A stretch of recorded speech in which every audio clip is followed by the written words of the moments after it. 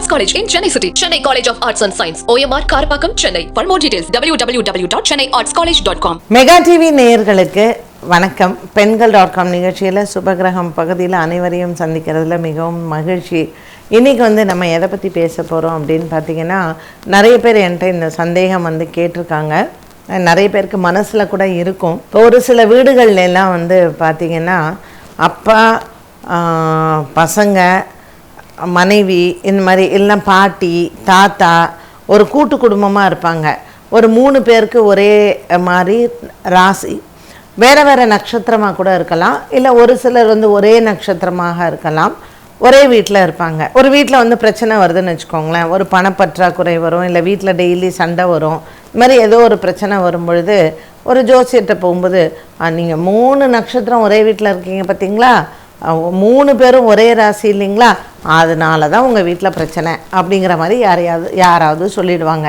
உடனே இவங்களும், ஐயோ எல்லோரும் ஒன்றா இருக்கிறதுனால தான் நம்ம வீட்டில் சண்டை வருது போல் இருக்குது, நமக்கு கஷ்டம் வர்றதும் அதனால தான் போல் இருக்குது. அதனால் எப்படிங்க, ஒரு அப்பா அம்மா பசங்கங்கிறது குடும்பம் அப்படிங்கிறது ஒரு கூட்டமாக இருக்கக்கூடிய ஒன்று, ஒரு ஃபேமிலிங்கிறது ஒரு அழகான குடும்பம். அது ஒரு ராசி இல்லை ஒரு நட்சத்திரத்தினால நீங்கள் தள்ளி இருக்கணும், இல்லை நீங்கள் பார்க்கவே கூடாது, நீங்கள் வேறு வேறு இடத்துல இருக்கணும் அப்படின்னு சொல்லும் பொழுது அதில் கண்டிப்பாக அதில் லாஜிக்கே கிடையாது.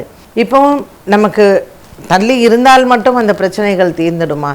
ஒரு பண பிரச்சனைங்கிறது நம்ம அதை சால்வ் பண்ண வேண்டியது, அது எப்படி நம்ம சால்வ் பண்ணுவோங்கிறது பார்க்கணும். அஃப்கோர்ஸ் நம்மளுடைய நேரங்காலமும் அதில் சேர்ந்துருக்கும்.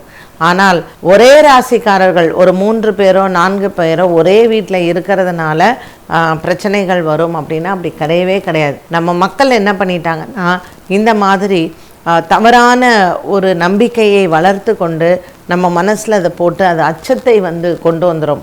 எப்பொழுதுமே நம்ம என்ன நினைக்கிறோமோ அதான் வாழ்க்கை. இதனால தான் பிரச்சனையோ அப்படின்னா அதனால தான் பிரச்சனை வரும்.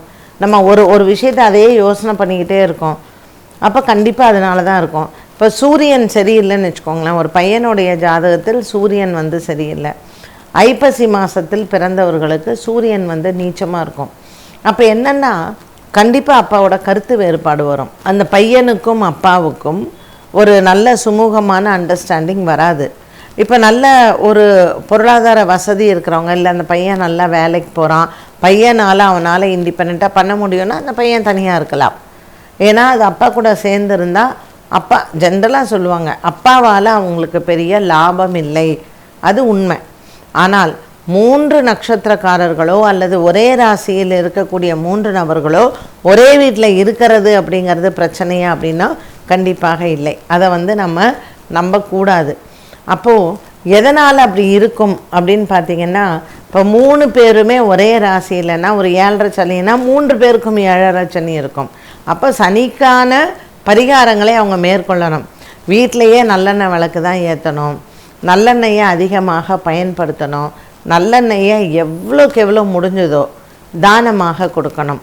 இது அவங்களுக்கு சனி பார்வை சரியில்லை அப்படின்னா. அதே மாதிரி அவங்க வீட்டில் ஒரு நல்ல சதுர்த்தியில், சங்கடஹர சதுர்த்தியோ இல்லை வளர்ப்பிறை சதுர்த்தியிலையோ விநாயக பெருமானை வேண்டி ஒரு 3 மாதத்துக்கு ஒரு தடவை கணபதி ஹோமம் பண்ணுறது, நவகிரக ஹோமம் பண்ணுறது, இதை அவங்க பண்ணுறது ரொம்ப நல்லது. ஸோ அதையும் அவங்க கொஞ்சம் கொஞ்சமாக அந்த வீட்டில் இருக்கக்கூடிய அந்த சனி தோஷத்தை போக்க வேண்டும். இன்னொரு பரிகாரம் எப்படின்னு கேட்டிங்கன்னா, அந்த கருப்பு எள்ளு இருக்குது இல்லையா, கருப்பு எள்ளு, கருப்பு உளுந்து, தோலோடு இருக்கக்கூடிய கருப்பு உளுந்து, அதே மாதிரி நல்ல மிளகு, இது 3ஐயும் நல்லா வறுத்து பொடி பண்ணி இதை எள்ளோரை அப்படின்னு சொல்லுவாங்க, எள்ளு சாதம், இதை சனிக்கிழமையில் செஞ்சு அவங்க நைவேத்தியம் பண்ணி மற்றவர்களுக்கும் அதை தானமாக கொடுத்து இதை அடிக்கடி அந்த எள்ளோரை செய்யணும். ஆனால் இந்த 3 கருப்பு உளுந்து ராகுக்கான ஒரு பிரீத்தி அந்த தானியம். ஸோ கருப்பு உளுந்து, கருப்பு எள்ளு மற்றும் மிளகு, இது 3ம் கலவையாக சேர்த்து அந்த எள்ளோரை பண்ணி அவங்க சாப்பிட்டாங்க அப்படின்னா, நைவேத்தியம் பண்ணி சாப்பிட்டாங்க அப்படின்னா அந்த சனியினுடைய தோஷம் கொஞ்சம் குறையும். ஸோ இப்படிப்பட்ட சில பரிகாரங்களை மேற்கொள்ளும் பொழுது அவங்களுக்கு ஒரு அளவுக்கு அந்த சனி பார்வை தாக்கம் குறையும். இவங்க வீட்டை விட்டு போயிடணும், இவங்க எல்லாமே பிரிஞ்சு இருக்கணும் அப்படிங்கிறது கான்செப்டே கிடையாது. அதை நம்ம வந்து எடுத்துக்கவும் கூடாது. ஸோ ஜென்ரலி சில காலகட்டத்தில் நமக்கு தவிர்க்க முடியாத காரணத்தினால ஒரு அஷ்டம சனியெல்லாம் இருக்கும் பொழுது நமக்கு ஃபேமிலியை விட்டு பிரியக்கூடிய சூழ்நிலைகள் எல்லாம் வரலாம். அது கிரகங்களால் ஏற்படக்கூடிய ஒரு இடைப்பட்ட காலத்தில் நடக்கக்கூடியது. அதற்கும் பரிகாரங்கள் மேற்கொள்ளலாம். ஸோ இந்த மாதிரி ஒரே ராசிக்காரர்கள் ஒரே நட்சத்திரக்காரர்கள் ஒரு வீட்டில் இருக்கலாமான்னா தாராளமாக இருக்கலாம். ரெண்டாவது வந்து நிறைய பேர் கேட்ட நிறைய பேருக்கு இருக்கக்கூடிய சில கேள்விகள் என்ன அப்படின்னு பார்த்திங்கன்னா, இப்போ வந்து பிரார்த்தனை எல்லாம் பண்ணிக்கிறோம். இப்போ நம்ம பிரார்த்தனை பண்ணுறோம் அப்படிங்கும்பொழுது நான் எனக்காக போய் ஒரு கோவிலில் பிரார்த்தனை பண்ணுறதும் நான் மற்றவர்களுக்காக பண்ணுறதும் நிறைய வித்தியாசம் இருக்குது. ஸோ எதற்கு அதிகமான பலன் உண்டுன்னா, நான் மற்றவர்களுக்காக எப்போ போய் வேண்டிக்கிறேனோ, நீங்களே நிறைய பேர் சொல்லியே கேட்டிருக்கலாம், நான் எனக்கு போய் நான் ஒன்று கேட்குறேன், கடவுள் கொடுக்கவே மாட்டேங்குது, ஆனால் மற்றவங்களுக்காக நான் போய் வேண்டி கேட்டுக்கிட்டேன்னா அது உடனே நடக்குது அப்படின்னு சொல்லுவாங்க. ஸோ மற்றவர்களுக்காக செய்யக்கூடிய பிரார்த்தனைகள் வந்து டக்குன்னு வந்து பலிக்கும்.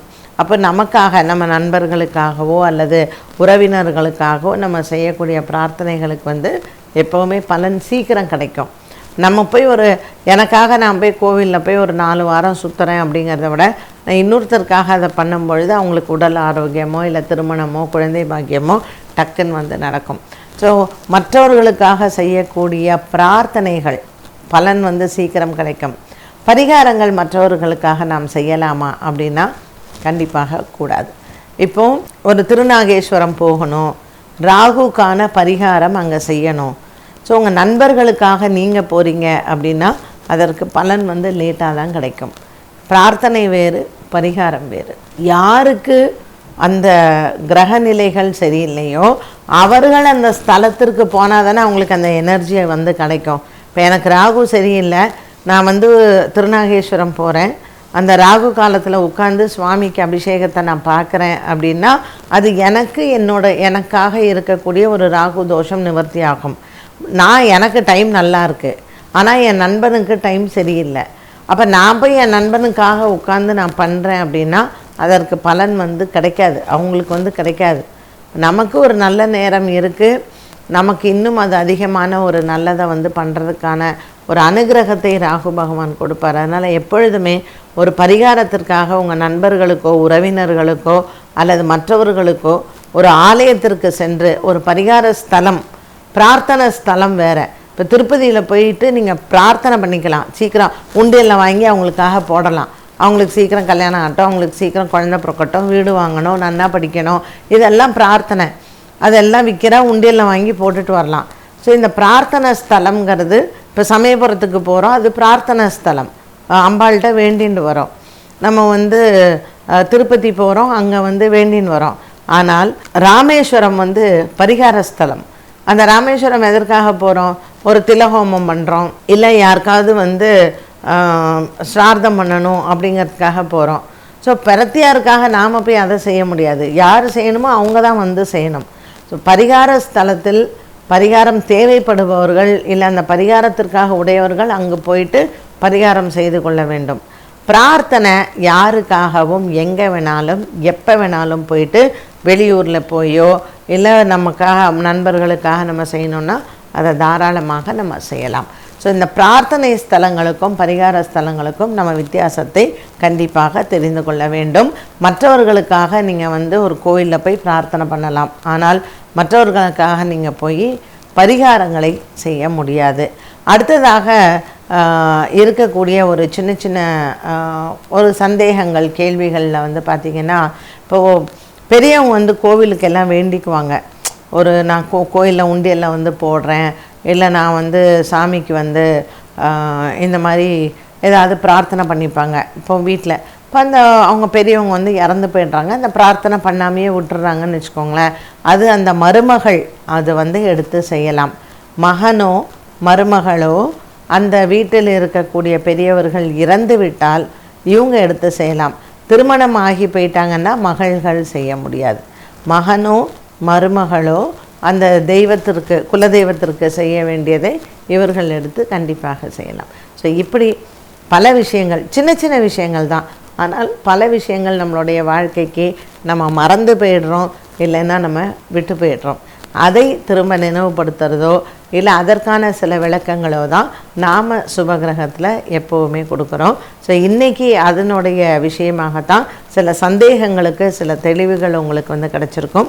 மீண்டும் உங்களை பெண்கள்.com நிகழ்ச்சியில் சந்திக்கும் வரை நன்றி, வணக்கம். Best Arts College in Chennai City. Chennai College of Arts and Science. OMR Karpakkam, Chennai. For more details, www.chennaiartscollege.com.